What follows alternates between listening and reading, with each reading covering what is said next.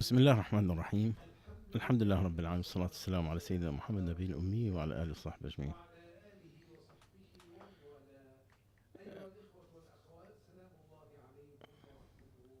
Assalamu alaikum wa rahmatullahi wa barakatuh. Welcome all of you, wherever you are. Welcome you again with your program Fatwa Life that comes to you today, Monday. And this is the first part of the Fatwa.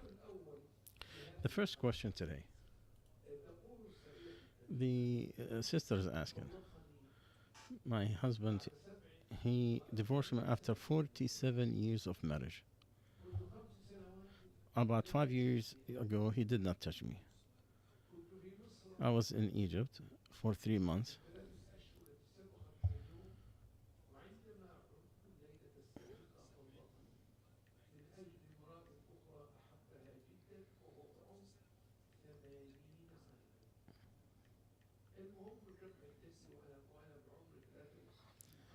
Um, 63. What can I go to my private teaching that I'm doing with my teachers? So the answer, may Allah inshallah replace you better, and every home Allah Azza wa Jal will correct it. And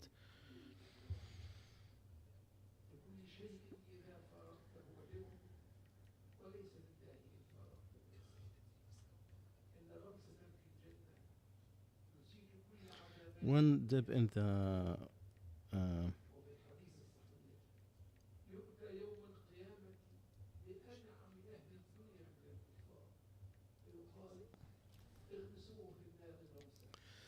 and remember, my sister, no matter how difficult life comes up with us, remember that at the day of judgment, when Allah Azza wa Jal dip you 1 second in heaven, and they bring the worst person and they dip him in paradise, and they tell him, have you ever seen any hardship? He said, no, never in my life, never, because of what he see in that split of a second.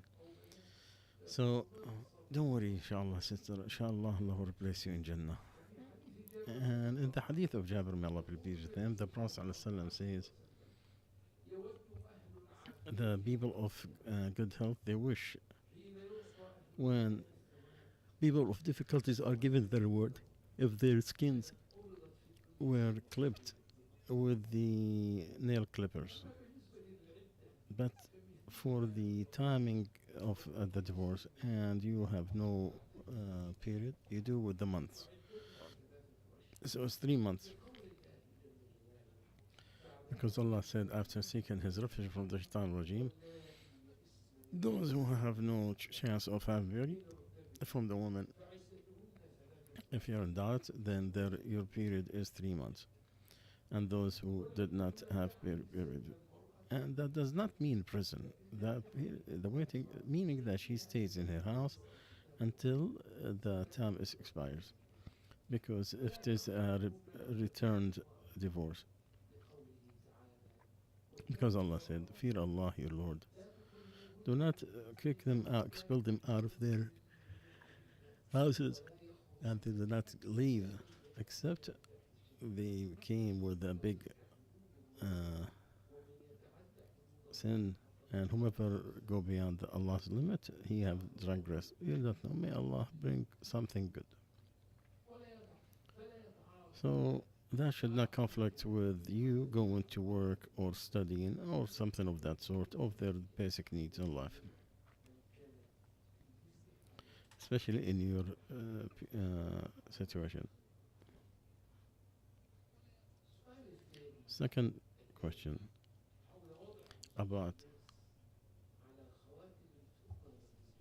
putting diamonds on the silver ring, like the precious jewels and stuff like that. Is it as forbidden as gold? We sell to the brother or sister who's asking.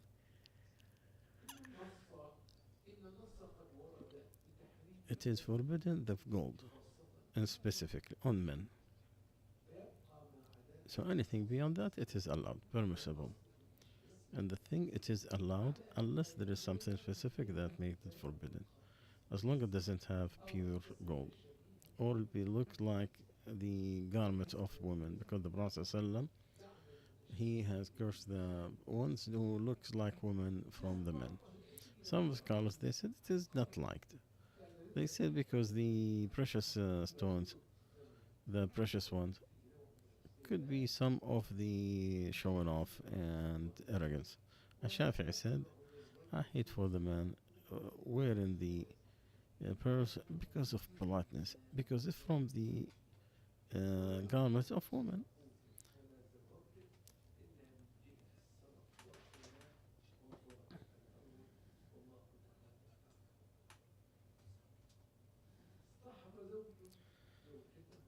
A man he took his wife for Umrah. They didn't have the intention till they reach Jeddah. Is their Umrah accepted or no? The answer, if they gonna continue to Al Medina before Umrah, there is not a problem because they make the Ihram from Al Medina, from the miqat of the Medina. But if they're going to go to Umrah in Mecca, and they already with the Ihram, each one they have to do the slaughtering because they pass the miqat with no Ihram.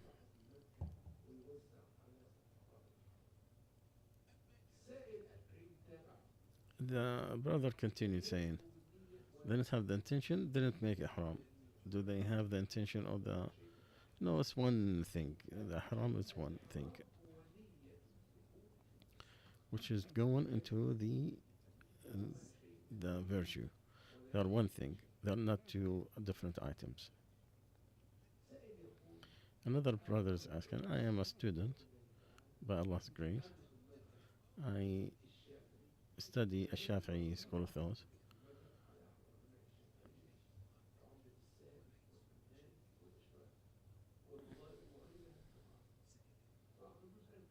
I studied in a series of books for a Shafi'i, and I also read for others. This is because I graduated in Al Azhar and I got higher education. I finished the first two periods and I I finished 1/10 of a Shafi'i school and I stopped because of sickness and other worldly things until the period is gone.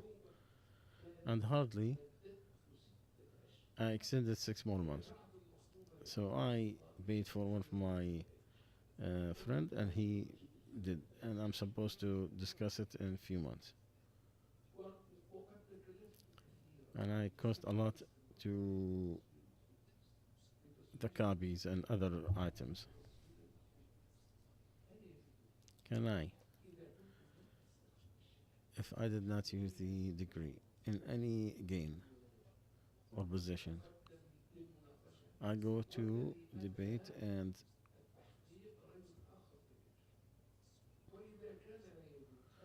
so if what I did is it permitted or no? If I redid it again by myself after that dissertation, so I could beat time, or it's not allowed any of these two things. What you are mentioning is against the origins. It's not no. I mean, what ruined the corrupted the education that people are selling the degrees by renting people and paying for. And from our master Muhammad Sallallahu Alaihi Wasallam, those who get what he did not give it, just like the person who is covering the falsehood. Now, some of the corrections of grammar, this, or some minor things, it is okay. But the main part of the dissertation on somebody else, no, that's not allowed. What it should done, you do your best to look over in by correcting it and look into all its parts, so that percentage could be yours. So if you did, I hope that it will be a lot for you, especially if what you have mentioned, that you are not going to use the degree in any position or but if you did it after that, it's okay, inshallah.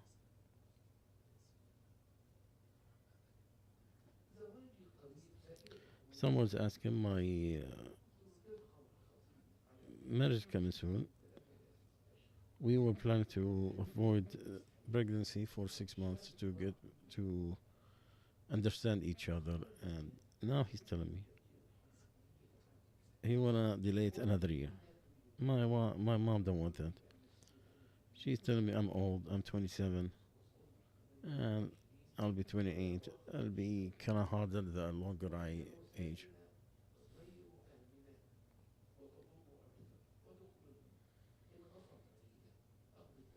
If he forced me to take the medicine, do I throw it, or if I did that, is that forbidden? There is no real reason for delay. The answer, there's nothing wrong of the small delay.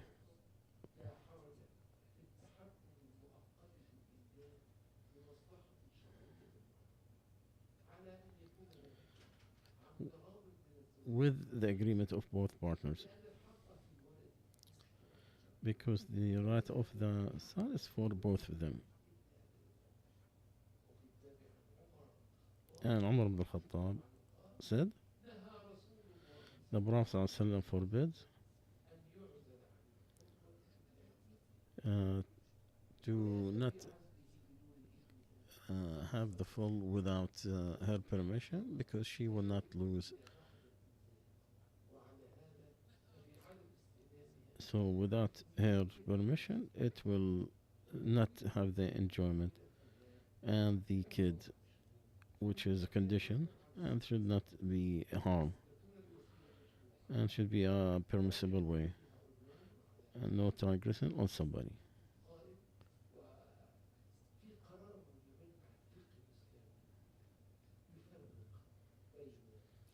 And difference between completely not having kids, that is forbidden except for health issue, or to organize it, and this is had permission.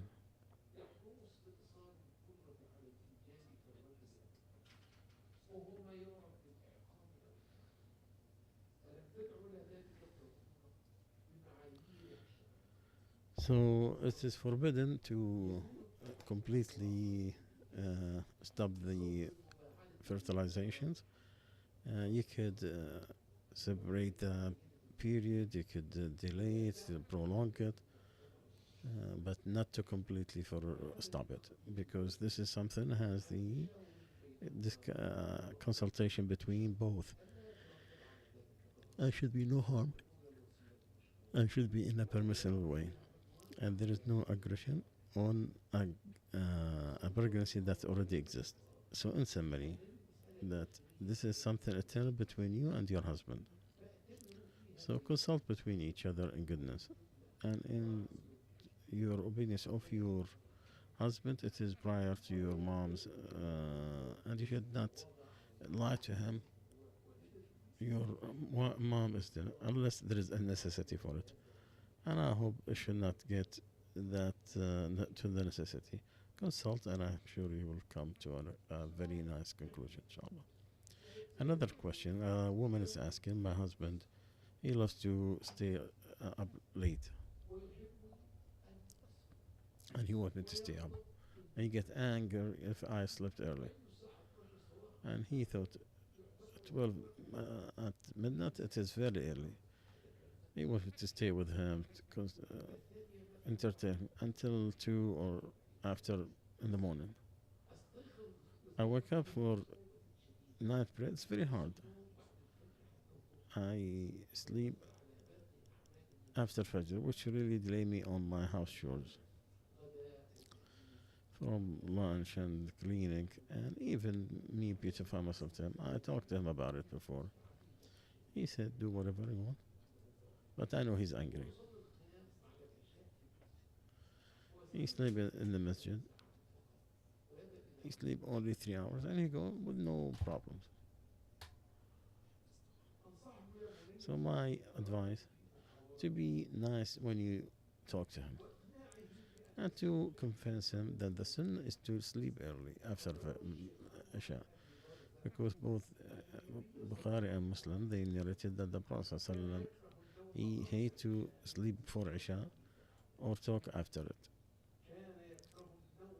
He used to hate to sleep before it and to talk about it. And this is in this particular issue. And the scholar had mentioned it, and they analyzed it that it is. So at Tirmizi, he said, the chapter of what about hating to sleep before Isha or to talk after it. And Abu Dawud said, forbidden to stay talking after Isha. Ibn Majah said, and to sleep before Isha and to talk after it. Ibn Nawawi, the same thing.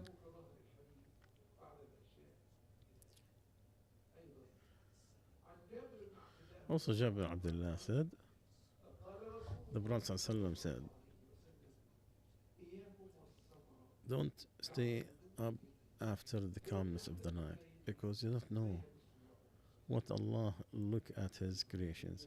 In the other version, there is no stay except for someone who's traveling or someone who's praying.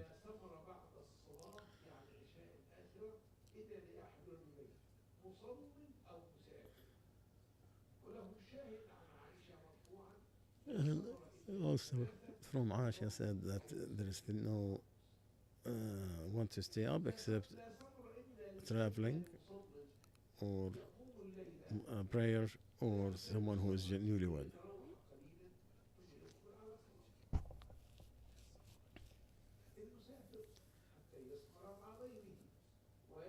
The traveler, so he will cut the distance, and also the newlywed, they could entertain each other. And why it is not recommended, is hated, is very clear. Because it is against the normal and the nature of what Allah put in the human. Allah made the night a place, a time to rest, and the day to make work, to work. Because Allah, He's the one who said He made you the night to live in it, to settle in it, and the sustenance in the daytime. And the ayat in this are abundance. So there's calmness and settlement at night, and work and energy in the daytime. The second thing, the fear to miss the night prayer or to miss Fajr, which is very obvious, because no one said, because it is hate to talk after the Isha, because it will make you stay up and you are not going to sleep or remember Allah or to pray Fajr, or what is better. Hafidh ibn Hajar says, and the night after it will lead to also the night prayer. Umar ibn Khattab, he used to hit people and say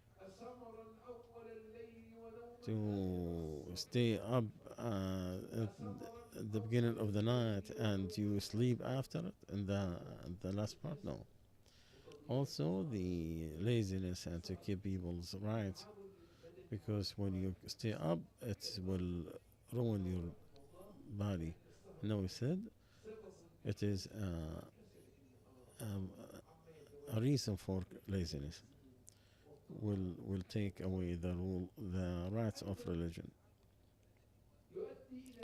Also, that will take you to sleep in the beginning of the day and missing the blessing of the day, because working the beginning of the day is better than to do it at the end. Also, from the it's hated to sleep on falsehood, on talk that was wasted. because the prayer should be the last thing you do, and to sleep after it. So you sleep on remembrance of Allah, not on disobedience of Allah. And any talk that's not gonna get you closer to Allah, even if it is a sin, it is not accepted.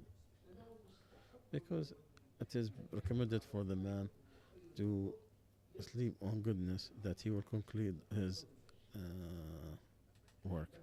So the best thing for him to sleep on the prayer. So it will be the last thing that he did. The reduction of production is because of the staying up late at night. So there's no good in it. In the hadith of Umar, the Prophet ﷺ used to stay with Abu Bakr from the matter of Muslims, and I'm with them.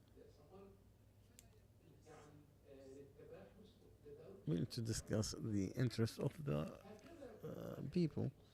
So anything that has an interest for people, yes, like the school and the guest and the newlywed and person talking to his kids, to his family, to bring people together.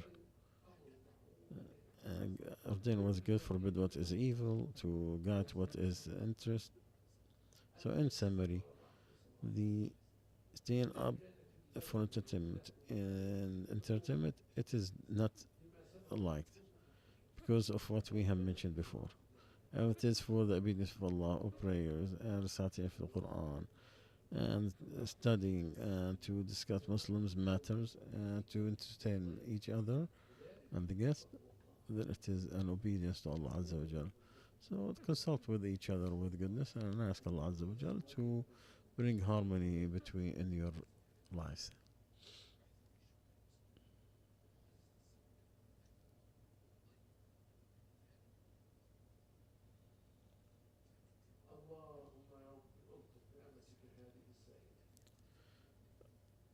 May Allah have mercy on this sister's asking. She said, I like there's no difference.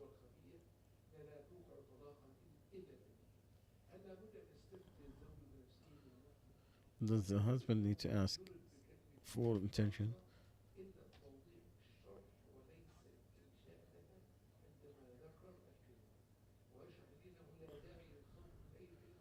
So any word that can mean your husband's right, don't push him. Don't push him with this to hate you and to divorce you for shame. Hold on your tongue. If you can't, take a medicine for it from the doctors, not from the scholars. There is no illness without a cure. Knows it whomever knows, and forgot it whomever did. Ameen. Second question. I did my Umrah and only told my brother and my father. Didn't tell my other friends and relatives. Do I have to tell everybody? Because I don't want to be showing off.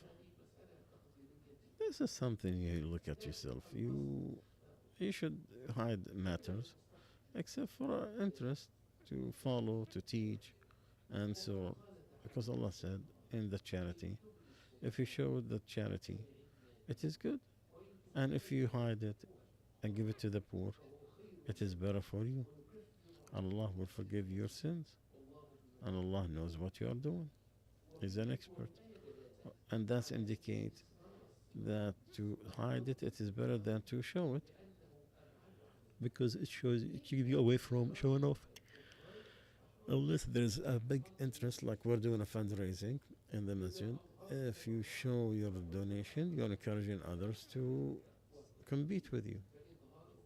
So showing it, it is a bigger interest. So that's why Allah said, if you show it, it is better for you.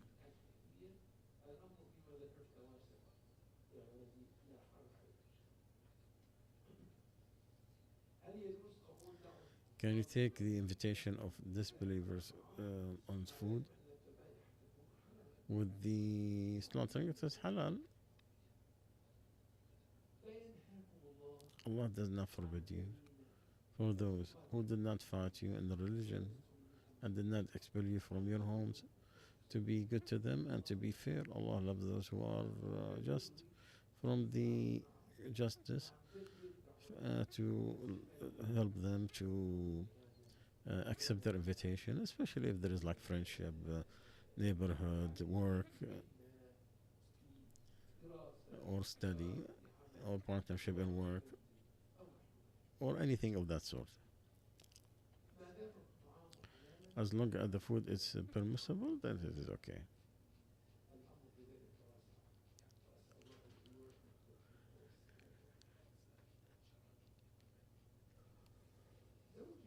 My husband, he swore that I will not take inheritance from my father and to leave it to my brother sister, and I left it. My father said to my, I will take some money for my daughter. It is 1, 2, 3, defined it.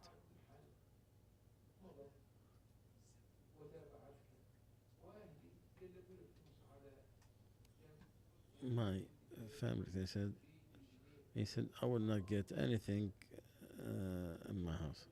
Is that forbidden or permissible or haram? Non-permissible. Again, who got confused with this introduction? A woman, her husband is forcing her not to take anything of her father's inheritance, and he's still alive. So he said, "Oh, my daughter, I will give some money on the side, and follow your husband and tell him you're not gonna take any money, but I will give you some money on the side." Can the husband, do that? Can he forbid, and can the father leave some money for his daughter? Will be gift for her. The answer is simple. The husband should not swear what he has sworn to, because she has her own the wife has her own financial entity, and she cannot donate or give except with her acceptance, without her permission, even if it is for her father or husband. The inheritance, you cannot take it before the death happened. Not inherit until the person died, and the inheritee got still alive. Anything before that is no money. And the inheritance, it is something from Allah Azza wa Jal. No human should stop it without a reason from Allah. What your father gave you in his life as a gift, if you received it, then it is, you own it. If you did not receive it, then it's not a gift. It becomes inheritance. In summary, what looks like that anger is what became like that way, and not to stay where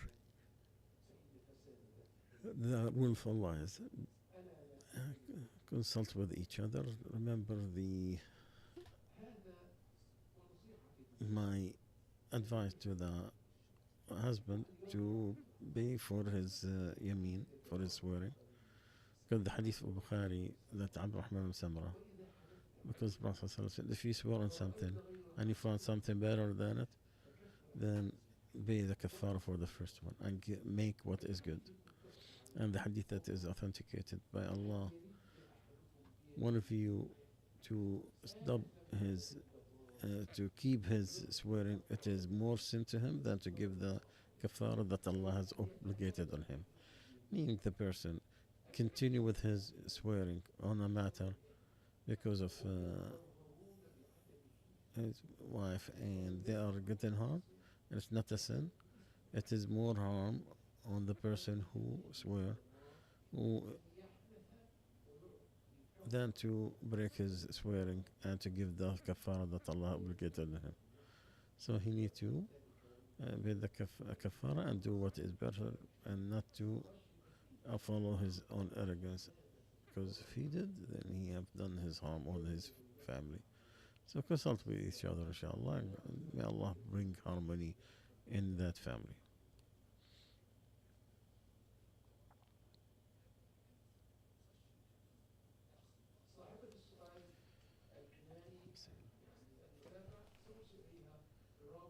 I will send an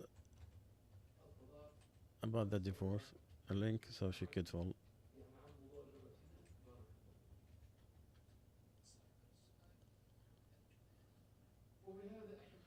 With this, we come to the conclusion, inshallah. سبحانك اللهم وبحمدك نشهد أن لا إله إلا أنت نستغفرك ونتوب إليك.